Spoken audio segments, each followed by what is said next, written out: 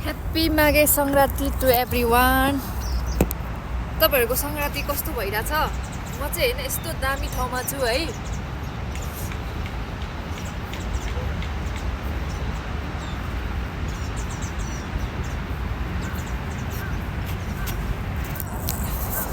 कस्तो दामी भ्यू छ हेर्नुहोस् त।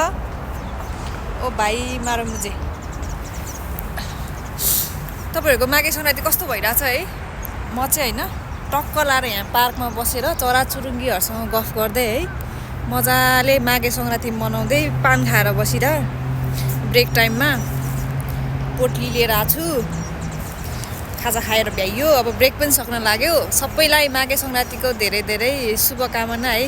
राम्रोसँग मनाउनु होला, लड्डु सड्डु खानु होला, चाक्कु साक्कु खानु होला है। अब आफूले त त्यो खान पाउने कहिले कहिले, माघे सङ्क्रान्ति नमनाएको पनि वर्षौँ भयो। 10 वर्ष सकियो माघे सङ्क्रान्ति पनि, अहिलेसम्म मनाउनु पाएको छैन है। अब भाग्य भएदेखि अर्को साल मनाउँला। मैले चाहिँ के भन्न ला भने एउटा कुरा क्या, हिजो बाबाले फोन गर्नुभएको थियो। अनि त्यसपछि बाबाले के भन्नुभयो भने माघे सङ्क्रान्ति अरे, त्यही भएर तँलाई पनि फोन गरेको निम्तो दिनलाई भनेर भन्नुभएको थियो क्या। अनि यो कुराले चाहिँ मलाई कस्तो लाग्यो भने, कस्तो भन्ने अब एक्कासी त्यो कुरा सुन्दाखेरि क्या, अब छुट्टी भएर त्यस्तो फोनमा त्यस्तो कुरा सुन्दाखेरि चाहिँ अनि म चाहिँ एकछिन त टुवा परेँ है।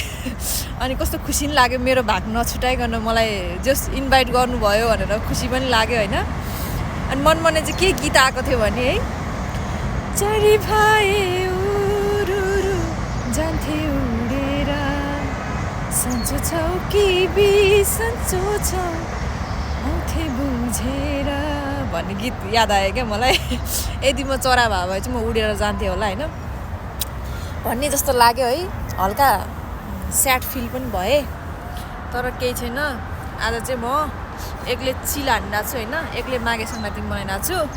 तपाईँहरूको कस्तो भइरहेछ है? आयो बुलेट रानी आयो। ल यहाँ चाहिँ बुलेट पनि आउँछ क्या, बुलेट ट्रेन, तर अलिक स्लो मोसनमा आउँछ क्या यहाँको बुलेट चाहिँ। Happy Maghe Sankranti to all. मेरो अगाडि यस्तो अग्लो बिल्डिङ छ होइन, हेरि नसक्नु के। Have a nice day to every one.